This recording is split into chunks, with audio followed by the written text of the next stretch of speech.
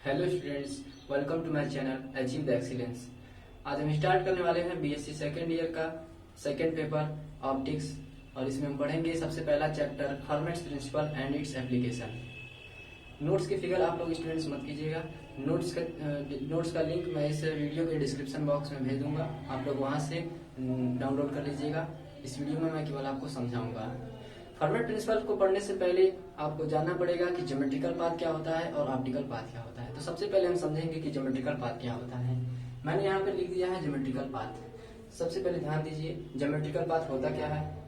Light रे एक point से दूसरे पॉइंट तक वास्तव में जिस पाथ से ट्रेवल करती है उसी पाथ के लेंथ को हम ज्योमेट्रिकल पाथ कहते हैं। फिर से सुनिए, लाइट रे किसी एक पॉइंट से दूसरे पॉइंट तक वास्तव में जिस पाथ से ट्रेवल करती है उस पाथ के लेंथ को हम ज्योमेट्रिकल पाथ कहते हैं।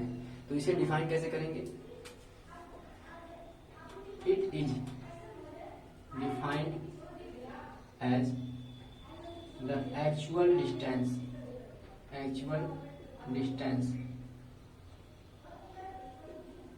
traveled by the light between any two points और फ्रेंड्स, मैं बताना चाहूंगा आपको कि ज्योमेट्रिकल पाथ जो होता है वो मीडियम पर डिपेंड नहीं करता है। तो इट डज नॉट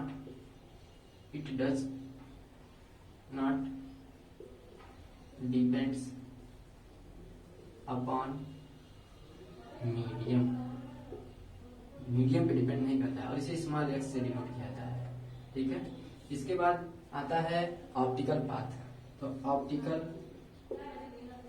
पाथ इसे डेल से डिनोट करा जाता है। ऑप्टिकल पाथ को क्या होता है, इसको ध्यान से सुनिए जरा। अगर किसी मीडियम का रिफ्रैक्टिव इंडेक्स म्यू है, अगर म्यू है और ज्योमेट्रिकल पाथ यक्स है, तो इन दोनों का जो प्रोडक्ट होता है वही ऑप्टिकल पाथ के बराबर होता है। बात समझ में आई आपको कि the product of refractive index of any medium and the geometrical path is equal to the optical path and it is depend upon the medium पे डिपेंड करेगा, क्योंकि मीडियम के रिफ्रैक्टिव इंडेक्स और उसके मल्टीप्लीकेशन ज्योमेट्रिकल पाथ की multiplication को ही तो हम कह रहे हैं ऑप्टिकल पाथ, इसलिए यह मीडियम पर डिपेंड करता है। तो डिफाइन कैसे करेंगे। It is defined as the product of refractive index of medium and the geometrical path, that is equal to mu into x। तो यहाँ तक आप लोग स्क्रीनशॉट ले लीजिए। इसके आगे मैं आपको कुछ बातें बताने वाला हूँ। ले लिया आपने स्क्रीनशॉट। चलिए, अब मैं कुछ बातें आपको बताने वाला हूँ इसी से रिलेटेड, ऑप्टिकल पाथ से ही रिलेटेड मैं आपको कुछ बातें बताने वाला हूँ। तो जरा ध्यान से इसको समझिएगा और उसको प्रूव भी करना है। मैंने आपसे कहा कि जो ज्योमेट्रिकल पाथ है, ऑप्टिकल पाथ जो है वह रिफ्रैक्टिव इंडेक्स और ज्योमेट्रिकल पाथ के इक्वल प्रोडक्ट के बराबर होता है। यही बराबर होता है c इंटू टी के। यहाँ c क्या है, वेलोसिटी ऑफ लाइट, और t क्या है, टाइम। तो इसका क्या मतलब होगा, पहले मतलब समझ लिया जाए कि लाइट रे अगर किसी एक पॉइंट से दूसरे पॉइंट तक जाने में टी टाइम लेता है, ठीक, टी टाइम लेता है। और यह मीडियम कौन सा है, इसके पास एयर है, यानी लाइट रे एयर में एक पॉइंट से दूसरे पॉइंट तक जाने में अगर टी टाइम लेता है तो इसके द्वारा जो डिस्टेंस ट्रेवल किया गया है वह ऑप्टिकल पाथ के बराबर होता है। इसका मतलब यही है। तो अब हम इसको प्रूव करेंगे कि del is equal to mu into x is equal to c into t होता है। तो प्रूफ में हम क्या बताएंगे,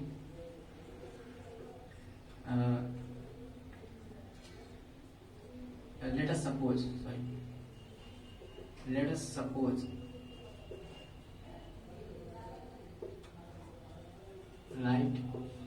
is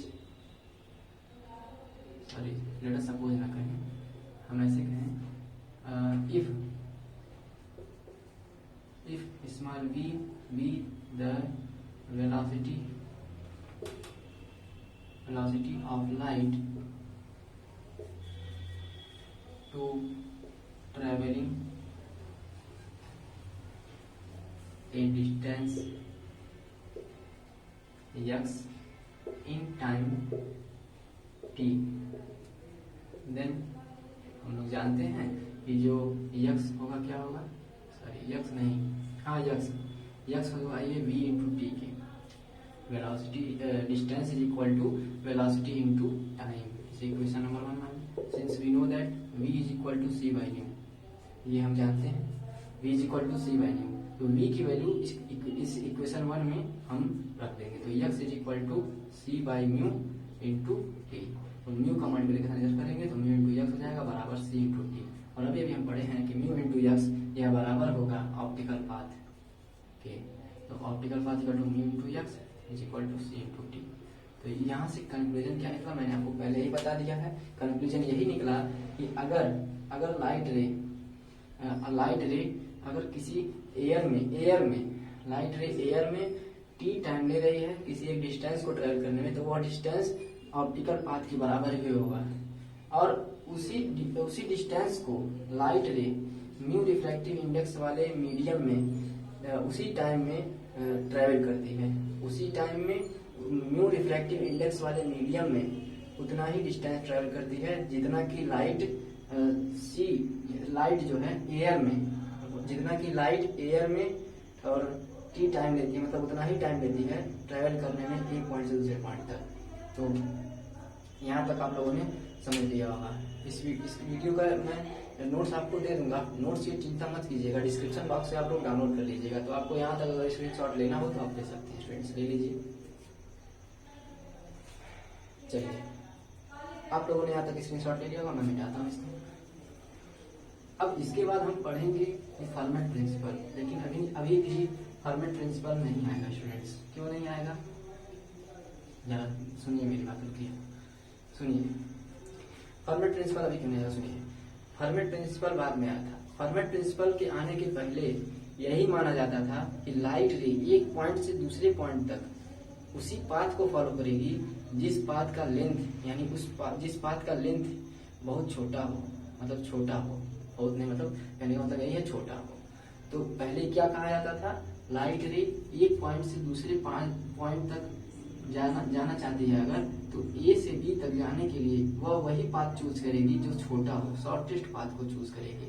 ए से बी तक जाने के लिए तो बहुत सारे पाथ हैं, तो मन करे लाइट ऐसे जाएगा या फिर मन करे लाइट ऐसे जाए, लेकिन एक पाथ ये भी है और शॉर्टेस्ट पाथ उसे कहते हैं, उस प्रिंसिपल को कहते हैं प्रिंसिपल ऑफ शॉर्टेस्ट पाथ। और लाइट रे ए पॉइंट से लेकर बी पॉइंट तक अगर जाना है तो वह शॉर्टेस्ट पाथ को फॉलो करेगी। तो इसी को सबसे पहले यही चलता था, प्रिंसिपल ऑफ शॉर्टेस्ट पाथ। जब फॉर्मेट का प्रिंसिपल नहीं आया था तो पहले यही चलता था, प्रिंसिपल ऑफ शॉर्टेस्ट पाथ। तो देखिए क्या होता है, प्रिंसिपल ऑफ शॉर्टेस्ट पाथ। तो इसमें कुछ स्टेटमेंट है, मैं लिख रहा हूँ यहाँ पे। Before formats principal,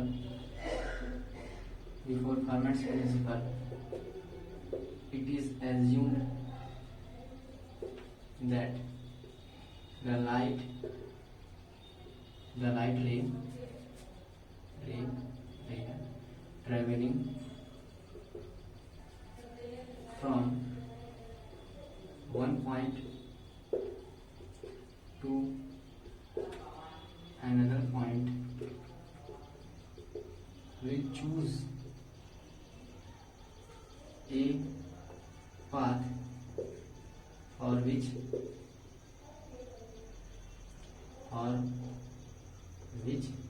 the path length the path length is shortest।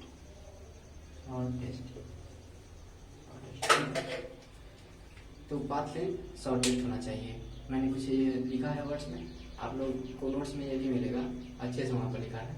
तो फॉर्मेट प्रिंसिपल के से पहले यही कहा जाता था कि लाइट रे एक पॉइंट से दूसरे पॉइंट तक उसी पाथ को फॉलो करेगी जिसके पाथ का लेंथ यानी जो डिस्टेंस है वह शॉर्टेस्ट होना चाहिए।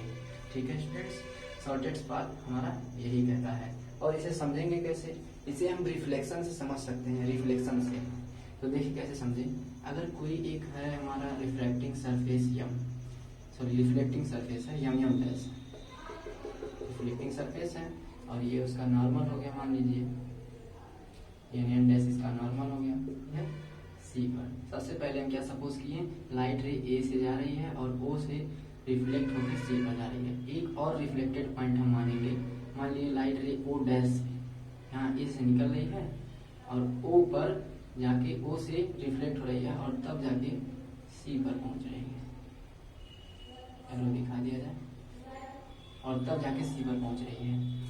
हम लोग यहाँ से एक लाइन ड्रा कर सकते हैं इसके पैरेलल, और जो ये ए ओ सी ये पहला पाथ है, दूसरा पाथ है ए ओ डैश सी।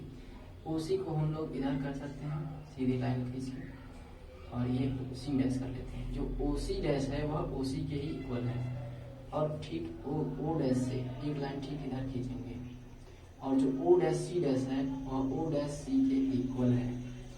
तो हम कैसे समझें कि लाइट रे ए ओ सी को ही फॉलो करेगी। हमने यही पढ़ा है रिफ्लेक्शन के केस में कि लाइट रे ए ओ सी को ही पढ़ेगी, इसी डायग्राम को हम जानते हैं। लेकिन हमने यहाँ पे एक और पॉइंट सपोज किया है कि लाइट रे ओ डैश से रिफ्लेक्ट हो रही है, ए से निकल रही है, ओ डैश से रिफ्लेक्ट हो रही है और सी पर पहुंच रही है।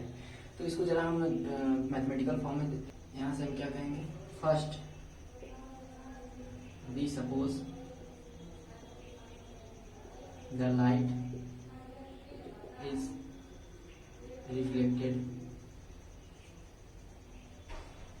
from point O। सबसे पहले हमने सपोज किया पॉइंट O से रिफ्लेक्ट हो रही है, देन तब क्या, तब जब पॉइंट O से रिफ्लेक्ट हो रही है तो उस कंडीशन में AO प्लस OC यही इसका ज्योमेट्रिकल पाथ होगा। तो geometrical path, then the geometrical path is equal to AO plus OC, ये बराबर होगा AO प्लस ये OC जो है OC डैश के इक्वल है स्टूडेंट्स। तो OC डैश हमको इसको लिख सकते हैं, मगर में दिखा देंगे कि OC is equal to OC dash, ठीक है। तो इसके बाद हम मानते हैं, अब हम मानेंगे कि लाइट रे ए से निकल रही है, ओ डैश से रिफ्लेक्ट होने के बाद सी पर पहुंच रही है, ठीक है। तो यहाँ पे लिखते हैं स्टेटमेंट कि नाउ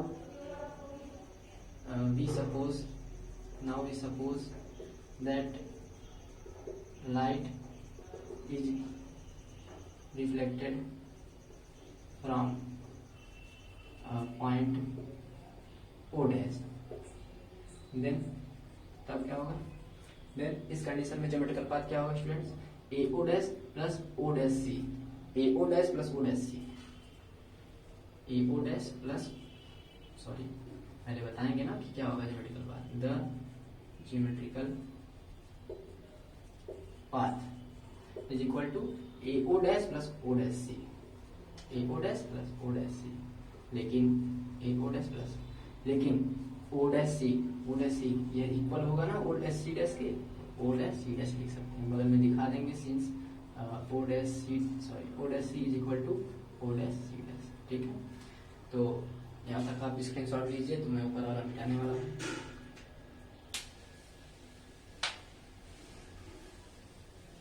ले लिया स्टूडेंट्स स्क्रीनशॉट, चलिए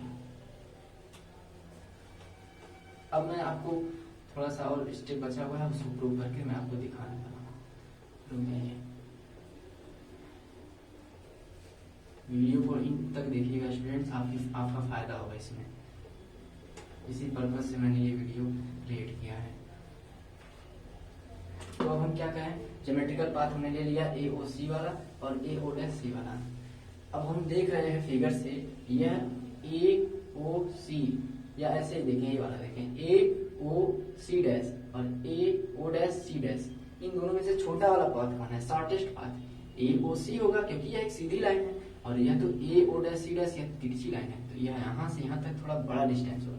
इसका मतलब the geometrical path AO plus OC dash is less than AO dash plus O dash C dash, ठीक है। वही ऊपर हम लिखने वाले हैं, from figure from figure A O dash, ये जो हम यहाँ पे लिख लिए हैं, from figure A O plus O C dash is less than A O dash plus O dash C dash, A O dash plus O dash C dash, A O dash plus O dash C dash, ये हमको figure से दिख रहा है। और अभी अभी हमने पढ़ा है प्रिंसिपल ऑफ शॉर्टेस्ट पाथ कि लाइट रे एक पॉइंट से दूसरे पॉइंट तक जाने में उसी पाथ को फॉलो करेगी जो शॉर्टेस्ट होगा। तो ए ओ सी डैश शॉर्टेस्ट है, मतलब ए ओ सी यह शॉर्टेस्ट होगा और ए ओ डैश सी डैश यह लॉन्गेस्ट होगा। इसका मतलब कि लाइट रे को ए ओ सी यही वाला पाथ फॉलो करना चाहिए। तो hence light will follow the path A O C. ठीक है, तो आप लोग स्क्रीनशॉट ले लीजिए। इसके बाद नेक्स्ट टॉपिक आने वाला है इसके बाद नेक्स्ट टॉपिक आने वाला है formats principal of least time. तो आप यहाँ पर स्क्रीनशॉट ले लीजिए। ले लिए स्टूडेंट्स? चलिए अब आप एक नया अगला हेडिंग डालेंगे, formats principal of least time. Formats principal of least time क्या हेडिंग डालेंगे students? Formats principal of least time.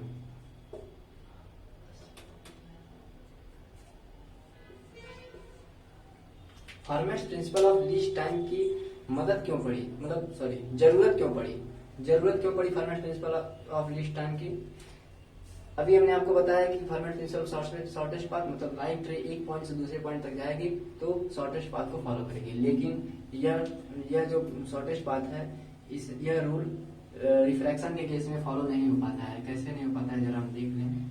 ये कोई एक रिफ्रैक्टिंग सरफेस है, इसको एक्स वाई मान लेते हैं। रिफ्रैक्टिंग सरफेस एक्स वाई है, ये इसका नॉर्मल हो गया, पॉइंट ए है, लाइट रे पॉइंट ए से निकल रही है और ओ से रिफ्रैक्ट हो रही है और टुवर्ड्स द नॉर्मल बेंड हो रही है। नॉर्मल की तरफ क्यों बेंड हो रही है? सॉरी थोड़ा सा ये पॉइंट सी है, इधर हम पहले रेडियल मीडियम मान लेते हैं। ठीक, इधर डेंसर, इसीलिए तो नॉर्मल की ओर जा रही है, इसीलिए तो हम नॉर्मल की तरफ बेंड हो रही है। तो हमने रियल मीडियम माना है डेंसर, लाइट रे ए से जा रही है, ओ से रिफ्रैक्ट होकर सी पे आ रही है। एक और हम पॉइंट कंसीडर करते हैं, ओ डैश, लाइट रे ओ डैश से जाए और यहाँ से रिफ्रैक्ट होने के बाद सी डैश सी पे आए। हम जानते हैं कि लाइट रे ए ओ सी यही पाथ फॉलो करती है, लेकिन यह पाथ लंबा है इस पाथ से, आप फिगर से देख सकते हैं। लेकिन फिर भी लाइट रे इसी लंबे पाथ को ही फॉलो करती है, बजाय इस पाथ को न फॉलो करके। तो इसके पीछे क्या कारण है? इसके पीछे कारण यही है कि यह ए ओ सी से जब जा रहा है तो इसको कम टाइम लग रहा है। इसको हम कैसे समझ सकते हैं? इसको हम एक एग्जाम्पल के तरह से समझ सकते हैं तरीके से। कैसे? अगर कोई एक नदी है, रिवर, इसमें कोई एक बोट है, ठीक, इसमें कोई एक बोट है, हम यहाँ पे हैं, कहाँ पे हैं? ये पूरा नदी है, हम यहाँ पे हैं, इसीलिए नदी में। तो यहाँ पे हैं हम। अगर हमको इस बोट तक पहुँचना हो तो मेरे पास दो रास्ते हैं। एक रास्ता तो ये है कि यहीं से हम सीधे आए और तैरते हुए यहाँ पे पहुँच जाए, मतलब बोट पर। और एक रास्ता और है कि चलते हुए यहाँ से आए और यहाँ से थोड़ी दूर हम तैर लें। तो यहाँ से लेकर यहाँ तक पूरा पानी है और तैरना है, और यहाँ से लेकर यहाँ तक पूरा, यहाँ से लेकर यहाँ तक पानी है और यहाँ से लेकर यहाँ तक चलने वाला रास्ता है। तो स्टूडेंट्स हम जानते हैं कि तैरने में और चलने में दोनों में सबसे ज़्यादा टाइम किसमें लगेगा? तैरने में, यानी चलने में कम टाइम लगेगा। तो हम जरूर चाहेंगे कि कम समय तक यहाँ पहुँचे। भले ही ये पाथ लंबा है, लेकिन हम चल के जल्दी से यहाँ पर पहुँच सकते हैं। और ये पाथ भले ही इतना छोटा है, चल के यहाँ पर पहुँच जाएंगे, लेकिन जब तैरने लगेंगे, तैरने में यहाँ से यहाँ तक ज़्यादा टाइम लगेगा, क्योंकि ये लंबा पाथ है और यह छोटा पाथ है। तैर के जल्दी से हम यहाँ पे चले आएंगे। ठीक इसी तरह से इसमें हम समझ सकते हैं, इसको हम नदी समझे। मतलब नदी क्या? नदी मतलब क्यों? क्योंकि यहाँ पे डेंसर मीडियम है तो मीडियम अपोज करेगा, जिस तरह से नदी अपोज करेगी। भले ही यह पाथ भले ही लंबा है, तो इसमें वेलोसिटी v1 है, इसमें वेलोसिटी v2, और v1 हमेशा v2 से ज़्यादा रहती है। डेंसर मीडियम में वेलोसिटी कम रहती है और v1 यानी रियल मीडियम में वेलोसिटी ज़्यादा होती है। तो यहाँ से लेकर यहाँ तक आने में उसको ज़्यादा समय नहीं लगेगा और फिर यहाँ से यहाँ तक पाथ छोटा ही है और आराम से ये पहुँच जाएगा। ठीक है स्टूडेंट्स, तो अब हम हर्मेट्स प्रिंसिपल ऑफ लीस्ट टाइम को कैसे समझें। हर्मेट्स प्रिंसिपल ऑफ लीस्ट टाइम आया क्यों? तो फॉर्मेट जो है ये इन 1658 में पियरे डी फॉर्मेट ने इस प्रिंसिपल को दिया था। उन्होंने कहा था कि जो प्रिंसिपल ऑफ शॉर्टेस्ट पाथ है उसे हम रिप्लेस कर सकते हैं प्रिंसिपल ऑफ लीस्ट टाइम से। तो ही suggested that the principle of shortest path can be replaced by the principle of shortest कहें या लीस्ट कहें, शॉर्टेस्ट और लीस्ट टाइम, इसे हम रिप्लेस कर सकते हैं। ठीक है, तो इन्होंने क्या कहा, ही नहीं कहें, हम सीधे प्रिंसिपल के अकॉर्डिंग कहते हैं। तो मैं पहले आपको बता देता हूँ फिर लिखता हूँ। इन्होंने कहा कि लाइट रे एक पॉइंट से दूसरे पॉइंट तक जाने के लिए उसी पाथ को फॉलो करेगी जिस पाथ से उसको जाने के लिए कम समय लगे। तो according to the Fermat principle of least time, the light ray travelling from one point to another point will choose a path for which the time taken is minimum. तो according to this principle, the light ray traveling from one point to another point will choose a path for which the time taken is minimum. समय उसको कम लगना चाहिए, जो कि refraction के case में कम समय लगता है। इसीलिए रिफ्रैक्शन के केस में लाइट शॉर्टेस्ट और लॉन्गेस्ट पाथ की बात नहीं करते हैं। रिफ्रैक्शन के केस में यही बात करते हैं कि लाइट रे ए से लेकर सी तक इसीलिए इस पाथ से जा रहा है क्योंकि इसको इस पाथ में कम समय लग रहा है। तो फॉर्मेट ने अपना इस प्रिंसिपल में यही कहा, लेकिन बाद में फॉर्मेट प्रिंसिपल का एक मॉडिफाइड फॉर्म आता है अंत में, उसे कहते हैं format principle of extremum path. उसके पहले हम जानेंगे format principle of minimum optical path length.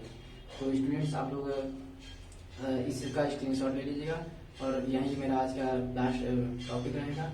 और स्टूडेंट्स आपको अच्छा लगा होगा तो लाइक सब्सक्राइब जरूर करिएगा और मेरे साथ बने रहिएगा स्टूडेंट्स। और वीडियो पसंद आया हो तो लाइक जरूर करिएगा स्टूडेंट्स, और ज़्यादा से ज़्यादा बच्चों को शेयर करिएगा ताकि उन सब का भी भला हो पाए। तो आप लोग जो है इस मेरे साथ बने रहिएगा। अगले वीडियो में हम मिलेंगे कि format principle of minimum optical path length, और फिर पढ़ेंगे format principle of extremum path. फिर उसके बाद उसके एप्लीकेशन की बात करेंगे। तो नेक्स्ट वीडियो में मिलते हैं स्टूडेंट्स। Thank you students.